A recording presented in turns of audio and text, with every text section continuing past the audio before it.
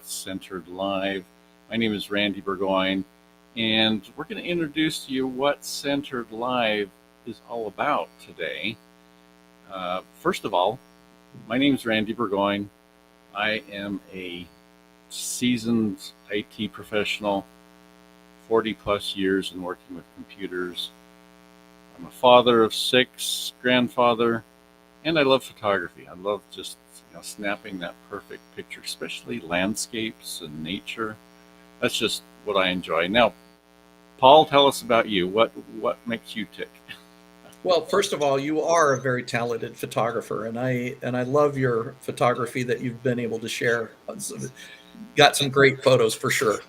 Randy and I have known each other for 41 years, I think, about right. that, right? Right we at were the beginning of newlyweds our together. careers. Yeah. We were both in an apartment that shared a common wall, and so we could hear each other. And sometimes, not 3 times. Yeah. Yeah.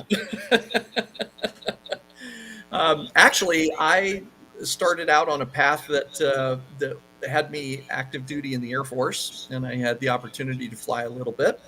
And then from there, I actually ended up working for Randy for just a few years. And from there, branched into IT marketing and management, but ultimately felt inspired to pursue teaching. And so I became a middle school, junior high, if you will, 7th and 8th grade history teacher, U.S. history, and enjoyed that for 16 years.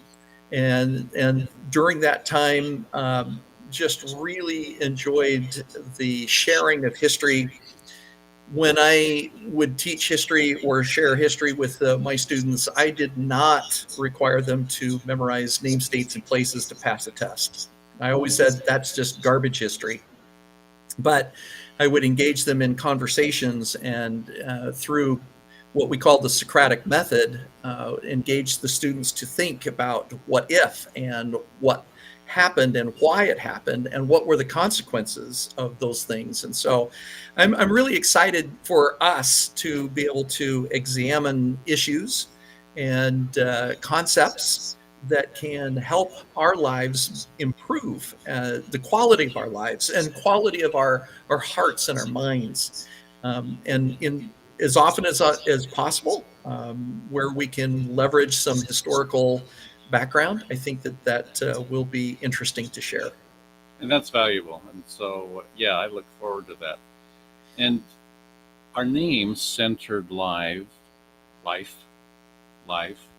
Centered Live, is just that. It's we're going to live centered. We have all these sources of information around us.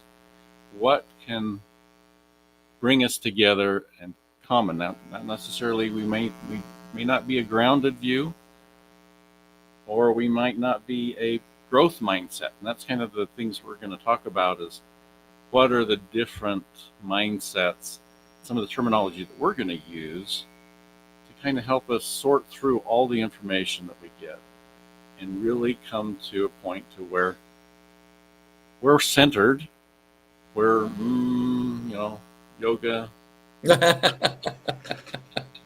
peace and love and harmony. That's part of it. That's all. Sure it is. Sure part it is. of being centered is finding your center of what brings you close together mentally, spiritually, physically,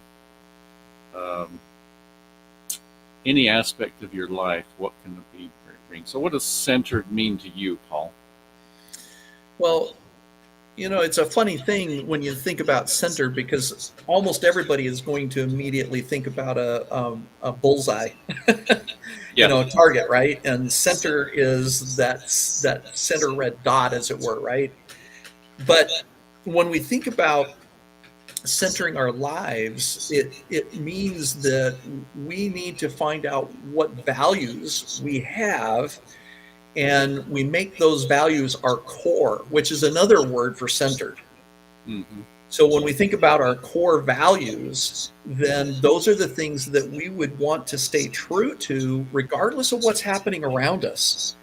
And I think too often what we're seeing, especially in younger generations, is that they lack that real core or that centering set of values, because they're just kind of being pushed around by whatever um, whim, whatever Social media trend, channel, or fad, yeah, but also any new idea. And so what we see is a lot of exploration, which is not bad. But then every time something new comes along, it's like, well, I'm going to jump over here, and then something new comes along, I'm going to jump over here. And again, that there is value in doing that, but it also means that you never really have that center to depend on. And so what we want to do is explore what are those core values that perhaps everyone should have, and then be able to um, create a foundation, create a center that allows us to work from that. When we talk about exploring a new idea or a new concept or new facts, then we always have that centered set of beliefs that give us that foundation. yeah. And I think that we want to respectfully address religious points of view as part of that centered. So, And political points of view as well. and political, and some liberal, and some conservative. All of those have parts of who we are and what we do. And if somebody has a God fearing attitude, whatever higher power that they worship, we want to help address that, and show you that, yes, that can be a big part of who you are, what's centered, maybe decisions that you've already made, and know that you don't have to make those again in the future. Right. Because if they come up, you can say, oh, yeah, I can bring that back to center, and you know what, I'm good. And that's what brings stability into our lives and peace. It makes it easier to love each other, to have loyalty between spouses, between family members, and respect them, whatever their beliefs may be. Yeah, absolutely. And I love the fact that what you said there was that if you make these decisions, these core foundational decisions, and you are committed to them, and that doesn't mean that you don't change. We all change down the road, right? We're always changing, because hopefully we're always growing. We're always expanding what we understand. But the point being is that with that core set of values, that we've already determined what those are, that we don't have to worry about making those decisions when we're under pressure. The decision has already been made. What I found so very interesting to that, Randy, is that, the adage that if you don't learn history, you're doomed to Repeat it. repeat it. Exactly. Here's an interesting way to think about that, is that there are patterns in our humanity, right? In our activities as human beings. And what happens is that we do tend to make common mistakes. And if we don't learn from those mistakes, then we're actually almost invariably going to end up repeating the same mistake over and over and over again. So what we need to do is we need to learn from our past. And by learning from our past, then we have a foundation that helps us to more wisely be able to determine the truth of something, as well as where we want to go from there. In other words, if we recognize that there's a pattern of something that every time that we do this, it causes, say, a physical reaction. It's like, okay, well, you know what? I don't want to keep hurting myself by engaging in that common behavior. So I'm going to change something so that I don't continue to repeat that. And that happens on a national scale, even on a global scale. And certainly those, again, are the things that we want to help explain and share and enlighten as we go along. Right. Yep. One thing that I think we've agreed that we're not going to delve deeply into is politics. Now, we're going to address politics as how it affects us in our lives, and there's going to be some aspects of politics, but just because we talk about something being liberal or conservative or moderate doesn't mean that it's good or bad, or that we can't, embrace, one aspect of being liberal with being conservative to bring us to center, or agree with the moderate. Those are all possibilities, and we bring together in our mind, in our beliefs, what helps us to be centered in our life. Right, right. And as part of that, we are very committed in our discussions that we will not dehumanize any point of view. We are going to be very open, and we're going to be very respectful. And I think in trying to explore what is known and even unknown in certain circumstances, we're certainly going to do a lot of research as we prepare for different topics. Mm-hmm. But we also would encourage you as our viewers to also take the time to engage in research and not just simply take our word for it. I think it's important that you, the viewer, definitely know that you are empowered to disagree with us, to agree with us, to say, okay, you're almost there, but let's push it a little bit further, or whatever it needs to be.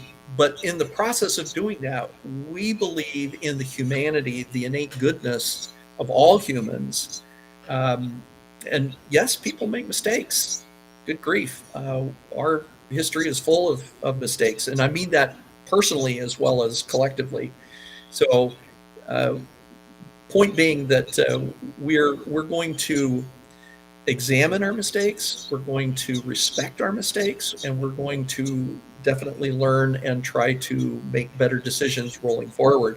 And hopefully, as we share with you the different topics that we may address, that you'll find something of value that can either lighten a burden or help illuminate an understanding and a path forward.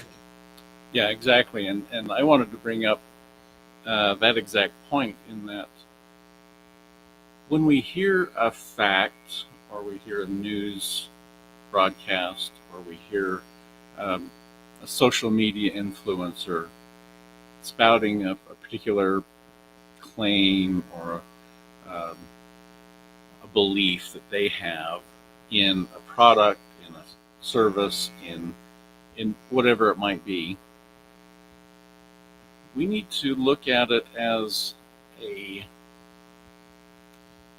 one option, one opinion, and do our research and find, okay, that's interesting and that may be true, but just because you said this lowers my blood cholesterol level, is it really going to work for me? It may not. So I need to do the research to find out if it applies to me. Now that's kind of a personal thing that's on my mind right now, but it happens, and I think that's an important thing to do, is learn how to be objective. And my son called it professional skepticism. Oh, interesting. When he was studying for his CPA, and he was taking the master's classes, he had a class that we talked about professional skepticism. And that doesn't mean you don't disagree with them right away. You are in information gathering. But you're skeptic just enough to want to be able to look for another point of view, another fact, another source. Yeah. Part of the challenge, I think, Randy, is that we as human beings Unfortunately, I think tend to be lazy. Yeah, that's right. It's And we easy don't to want to believe, put all the work in, right? We no, want but it's somebody to give us the answers. We want it's somebody to easy to tell us what believe to do. something, right? Um, Not everybody, of course. Certainly, you and I have both seen lots and lots of driven people. I've seen students who are driven to excel. We've engaged with a lot of people, even within our friend group, yours and mine, that we know of people that we highly respect because they are willing to do their homework, if you will. They're willing to broaden their understanding, even when it may be uncomfortable. Um, but by and large, we we tend to say, okay, what's the easy way out? And so it is important. It is really important that you understand that we're going to share, but we do empower you um, to do your own study, to move whatever you need to do to be able to check and learn more. And then, for that matter, we would love in comments to understand what your thoughts and what your feelings are. Exactly. And just to conclude, I think that we want people to, of course, like and subscribe our videos as we post them. We want people to feel confident to Yeah. comment Right. and disagree and agree, Yes, whatever the absolutely. case may be. Um, we've got thick skin. We've been around the block a little bit, Paul. All right, if you insist. And my hair is grayer than yours, but I think you dye it, right? No, just good hair genes. Okay. Well, great. We'll in future episodes we will talk more about our growth mindset and our grounded, and then our moderate, what's in the middle, and what that all means. Growth set means you might step outside the box a little bit. Grounded means, yeah, that's what you learned growing up, or traditional, or historical. Which all has Moderate, value. yeah, and your centered is a combination of everything that brings you to who you are today. Right, absolutely. Great.